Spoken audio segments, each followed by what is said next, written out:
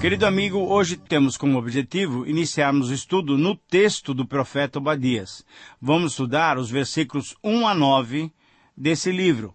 Você sabe que ele não tem vários capítulos, ele só tem um capítulo, então nós vamos estudar o primeiro trecho da profecia de Obadias. Esse texto nos apresenta a sentença de Deus contra Edom. E essa sentença condenatória de Deus foi causada pela soberba de Edom, que se via como uma nação inatingível. Eles eram bem orgulhosos pela sua questão geográfica. E esse pecado de Edom me faz lembrar de um provérbio em que se alista as atitudes que não agradam a Deus, atitudes que são rejeitadas por Deus.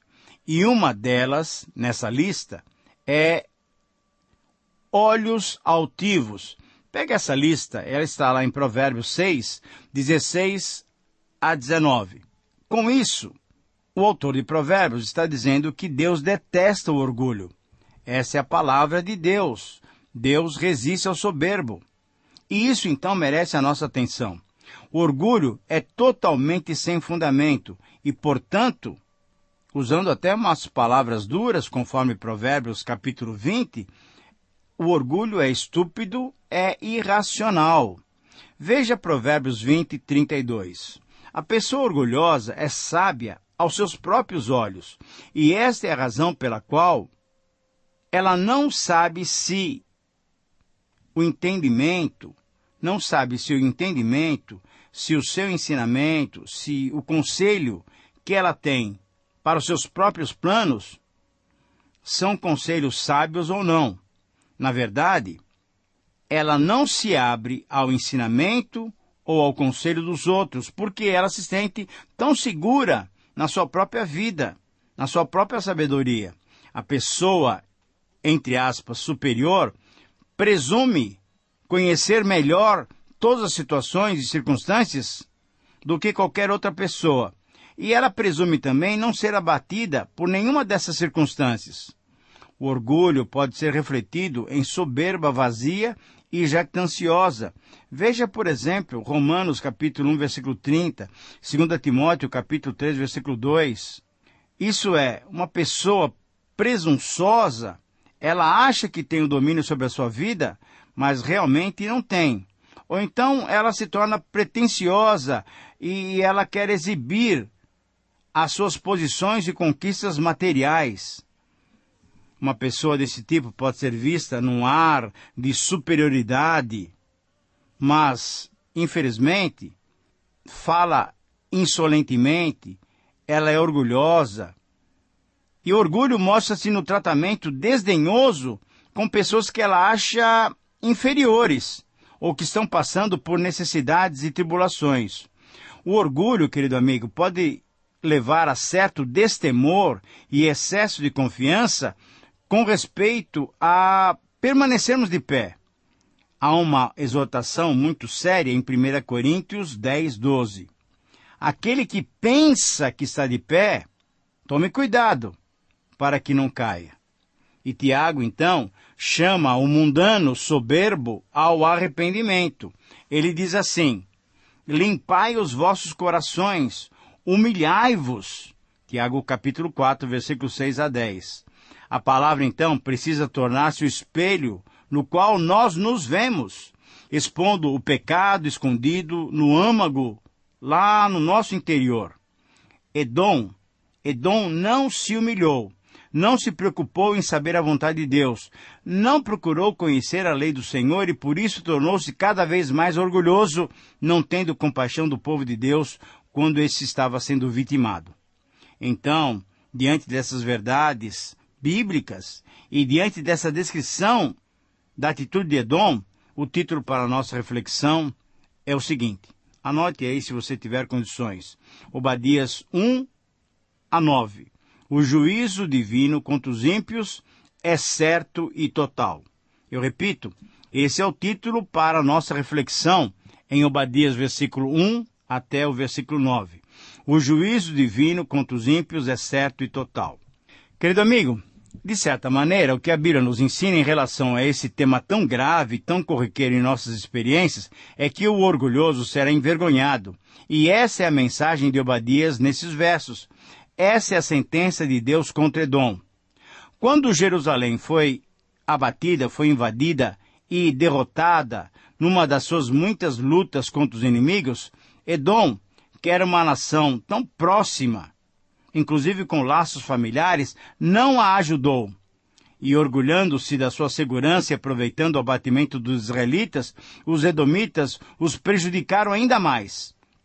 Havia, na verdade, como nós mencionamos no programa anterior, havia inimizade entre as duas nações por muito tempo, e depois de muitas oportunidades, agora vinha a palavra de Deus, através do seu profeta, como uma palavra de juízo e de condenação.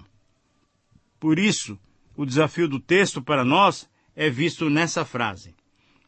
Se você tiver condições, anote essa frase. É o princípio, é o resumo, é a síntese de Obadias 1 até o versículo 9. As atitudes ímpias contrárias à vontade de Deus têm como resultado o juízo divino. Eu repito, esse é o princípio que deve nortear o nosso estudo de hoje. As atitudes ímpias contrárias à vontade de Deus têm como resultado o juízo divino. E nesse texto nós vamos encontrar 3 atitudes ímpias contrárias à vontade de Deus que resultam no juízo divino. A primeira atitude que resulta no juízo divino é o orgulho que será abatido. Eu quero ler para você os versículos 1 a 4 que dão base para essa afirmação. Visão de Obadias, assim diz o Senhor a respeito de Edom. Temos ouvido as novas do Senhor, e às nações foi enviado um mensageiro que disse: Levantai-vos e levantemo-nos contra Edom para a guerra. Eis que te fiz pequeno entre as nações. Tu és muito desprezado. A soberba do teu coração te enganou. Ó tu que habitas nas fendas das rochas, na tua alta morada, e dizes no teu coração: quem me deitará por terra? Se te remontares como a águia, e puseres do teu ninho entre as esteiras, de lá eu te derribarei, diz o Senhor. Ora, querido amigo, nesses versos, temos o pronunciamento do juízo contra Edom. O verso 1 é introdutório, porém é importante devido à sua grande mensagem teológica. E nós podemos dividi-lo em 5 partes. O profeta começa fazendo uma referência à sua visão, e isso então assinala a natureza divina da sua mensagem. A visão era uma maneira pela qual os profetas interpretavam a mensagem de Deus para aqueles dias. Em segundo lugar, o profeta apresentou o seu nome, Obadias, que significa, como nós já vimos, um adorador de Jeová. Porém, ele não menciona nada a seu respeito, mas demonstra que esse adorador de Jeová, esse servo de Jeová, é alguém, então, que pode ouvir a voz de Deus, porque a sua vida é uma vida em referência a Jeová. Em terceiro lugar, a expressão hebraica, o Senhor Deus, destaca a autoridade divina sobre os povos e reis da terra. É a majestade suprema que tem o que falar sobre Edom, um povo não reconhecido como povo de Deus, porém, sobre o qual o Senhor Deus também tem autoridade. Em quarto lugar, aqui, Obadias fala como um membro de uma comunidade dos profetas que interpretam a mensagem divina e logo enviam um mensageiro às nações com a sua proclamação. E esse mensageiro desempenha a função de um anjo. A palavra anjo no hebraico é mensageiro, é enviado com uma mensagem particular de um levante contra Edom, para que Edom sofra o juízo da parte de Deus. Essa declaração, então, em quinto lugar, é um chamado aos povos vizinhos para se unirem para o juízo contra Edom por causa do seu mau comportamento para com a nação co-irmã de Israel. Então, os versos 2 a 4 nos oferecem um fundamento teológico desse oráculo feito por Obadias, dessa profecia dada por Deus a Obadias. O verso 2 mostra a condenação contra uma nação orgulhosa. Será diminuída, porque se enalteceu a si mesmo. Será desprezada e menosprezada, porque se colocou como senhora sobre os outros. Porque se deixou idolatrar pelos outros, ela será penalizada. A mensagem divina através dos profetas era e ainda é: Ele te declarou, ó homem, o que é bom. E que é que o Senhor pede de ti, senão que pratiques a justiça, ames a misericórdia e andes humildemente para com teu Deus. Miqueias 6:8. Essa mensagem, querido amigo, tem um caráter universal e isso é confirmado, pois Deus agora julgava Edom. Com base nesse pressuposto, isso é, uma nação orgulhosa seria envergonhada por Deus. Nos versos 3 e 4 encontramos então as razões da destruição de Edom. No verso 3, constatamos que a soberba é a pior conselheira e uma má condutora da vida. Edom, que vivia nas fendas das rochas, isso é, no alto monte, se orgulhava e se achava inatingível. Porém, com Deus, não há possibilidade de mantermos esse orgulho. Esse local era caracterizado pela segurança militar que oferecia e pela segurança geográfica que fornecia para o seu povo, para o povo de Edom, quando comparado até com outros lugares. Mas o verso 4 usa duas imagens para nos mostrar a insensatez da soberba de Edom. Obadias diz que, como a águia que empreende o seu voo, sempre escapando dos seus inimigos por causa das alturas, supondo que as estrelas poderiam protegê-la do alcance dos seus inimigos, Obadias diz que o Senhor diz para Edom: de lá eu te derribarei. Não há lugar suficientemente seguro para proteger qualquer pessoa, qualquer nação, qualquer igreja que ande contra os caminhos do Senhor, que ande orgulhosamente e não ande humildemente. Por isso, uma segunda atitude que resulta do juízo divino é a riqueza que será dissipada. Nos versículos 7 nós encontramos a base para essa afirmação. Essa é uma segunda atitude que resulta então no juízo divino. Qual é a atitude? Riqueza, orgulho, segurança, riqueza que vai ser dissipada. Ouça comigo esses versículos. Se viessem a ti ladrões ou roubadores de noite, como estás destruído? Não furtariam só o que lhes bastasse? Se a ti viessem os vindimadores, não deixariam pelo menos alguns cachos? Como foram rebuscados os teus bens, ó Esaú? Como foram esquadrinhados os teus tesouros escondidos? Todos os teus aliados te levantaram contra si, te levaram para fora dos seus limites. Os que gozavam da tua paz te enganaram, prevaleceram contra ti, e os que comem o teu pão puseram armadilhas para os teus pés. Não há em Edom entendimento. Esses são os versículos 5, 6 e 7. E nesse versículo 5, nós encontramos como se fosse uma lamentação irônica, usando duas outras figuras, os ladrões e os viticultores, ou vindimadores. Isso é contrastando o pequeno dano que farão os ladrões e os viticultores contra a grande nação que se achava grande e orgulhosa de Edom.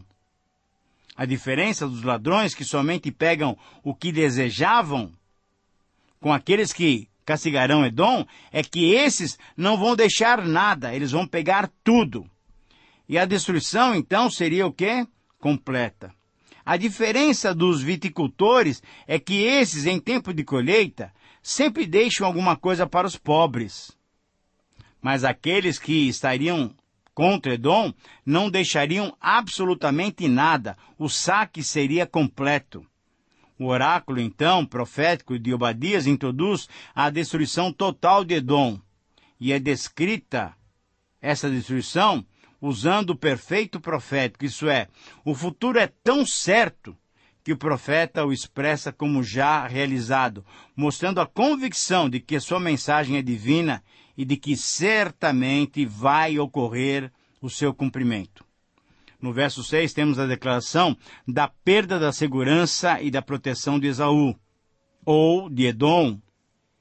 Muito bem, tudo o que estava escondido e que dava segurança nacional à nação edomita seria descoberto e os seus tesouros seriam saqueados.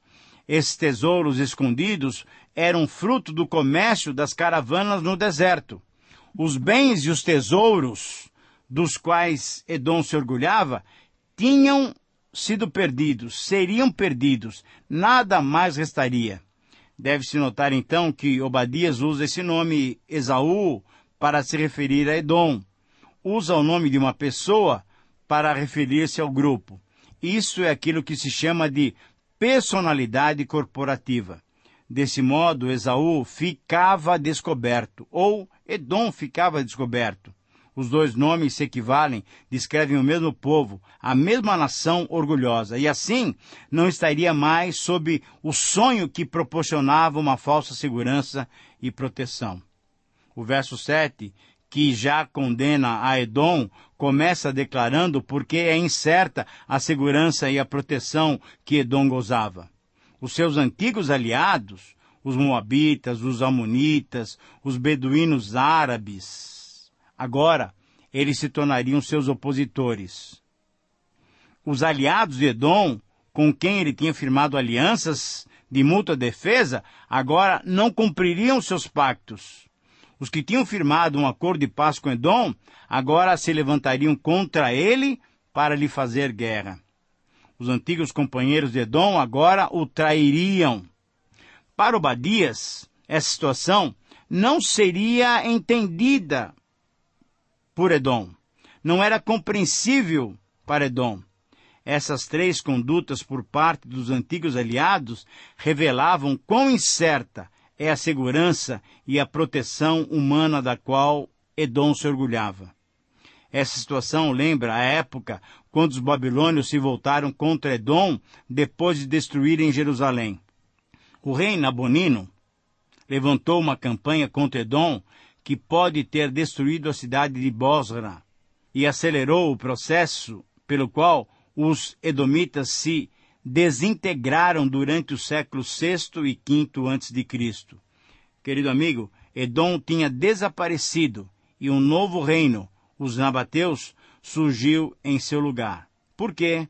Porque eram orgulhosos e enfrentaram o justo juízo divino. Por isso, em terceiro lugar, uma terceira atitude que resulta no juízo divino é a sabedoria, que vai ser aniquilada. A sabedoria humana será aniquilada. Veja os versículos 8 e 9 que eu leio para você. Não acontecerá naquele dia, diz o Senhor, que farei perecer os sábios de Edom e o entendimento do monte de Esaú? Os teus valentes, ó Temã, estarão atemorizados, para que do monte de Esaú seja cada um exterminado pela matança. Finalmente chegamos então ao verso 8 e 9, e aqui é condenada a sabedoria e a prudência do monte de Esaú, que se apresentava implicitamente oposta à sabedoria e prudência do monte de Sião, do monte de Deus. A sabedoria e a prudência de Edom descansava nos seus aliados, nos acordos de paz que tinha feito com seus inimigos. Por outro lado, a sabedoria e a prudência de Edom era completamente rejeitada pelo Senhor. Por quê? A sabedoria humana não subsiste à sabedoria divina. Como mencionamos anteriormente, praticar a justiça, amar a misericórdia, andar humildemente diante de Deus é a melhor conselheira para as nossas reações, para a nossa conduta humana. O soberbo, que se entende como sábio, será aniquilado pelo Senhor. Então, chegamos ao momento de concluir esse estudo. E ao concluirmos nossa reflexão, creio que nós podemos rapidamente alistar 7 atitudes vistas em Edom que não podemos praticar para não enfrentarmos o juízo divino. Primeiro, não devemos ficar admirando a desgraça do nosso irmão. Não devemos nos alegrar no dia da ruína do nosso irmão. Não devemos falar demais no dia da angústia do nosso irmão. Não devemos colocar a nossa mão sobre os bens daqueles que estão sendo abatidos. Não devemos perseguir e trair os fugitivos.